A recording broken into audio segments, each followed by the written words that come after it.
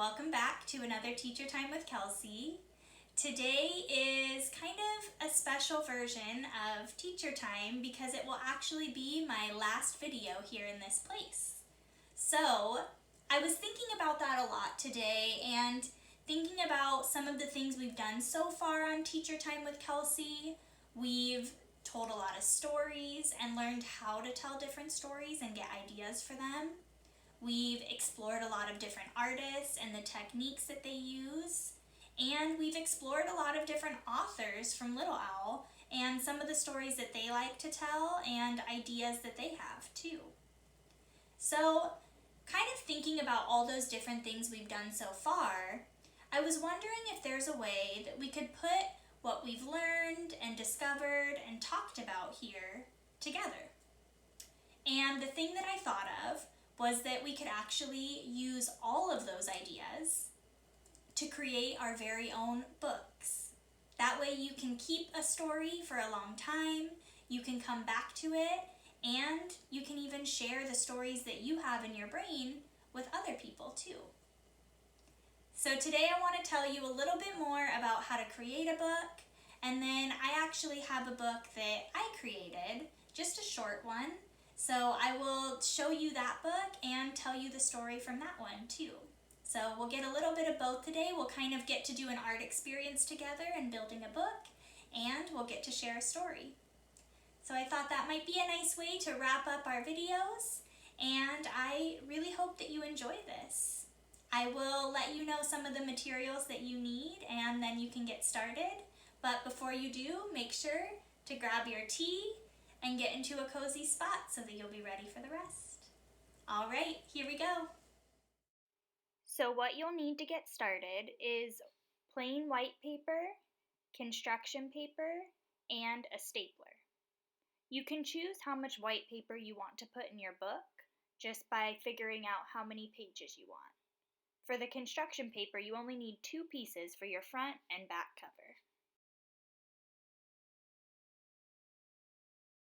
Once you have all your materials ready, you're going to take your white paper and put it in between the 2 pieces of construction paper.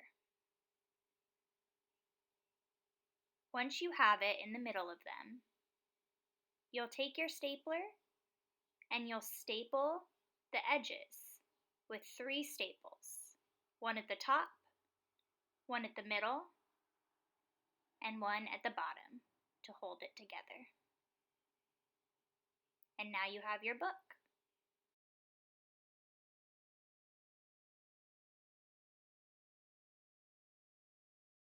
You can start filling your book with the words of your story. Maybe think of what you want your story to be about, and if you know how to write words yourself, you can start trying to write them, or you can ask a parent if maybe they could write it for you too.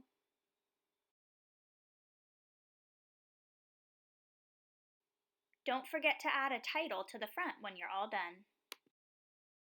Once you've added the words of your story, you can start by adding your illustrations next. Remember, we've studied a lot of different artists and tried out new techniques, so you might want to use one of those. I decided to grab some construction paper and chalk pastels so that I could create some Keith Haring and some Matisse-inspired designs in my book. For my book, I started by illustrating the cover first. You can start at any place that you would like, just depending on what ideas you have for your illustrations.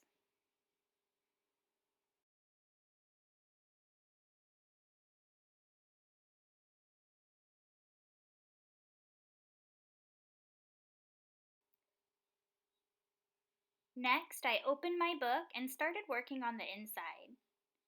You can add drawings, you can add collaging, or any other types of things you want.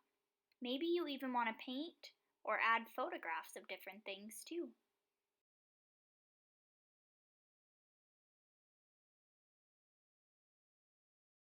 Don't be afraid to have fun and get creative with your different illustrations. You can do them whatever way you like, and sometimes they don't even really have to look like a specific picture.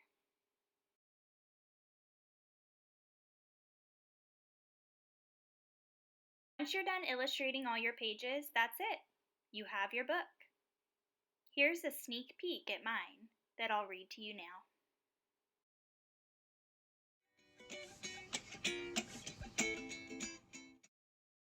Kelsie and the Germ Monster. Once there was a girl named Kelsie. She worked at the best school named Little Owl. Her and the kids at Little Owl would have so much fun telling stories and playing games. But one day, a sneaky, sticky germ monster came and took over the school. Kelsie and all the kids had to run away and hide in their houses.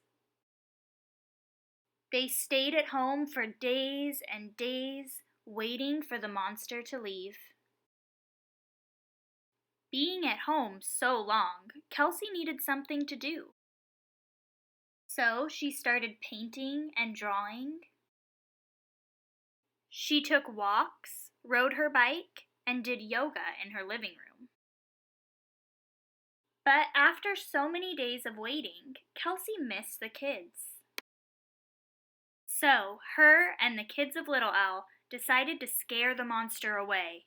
They took bottles of soapy water to school and washed it away. When the monster was gone, they could finally play again at the best school.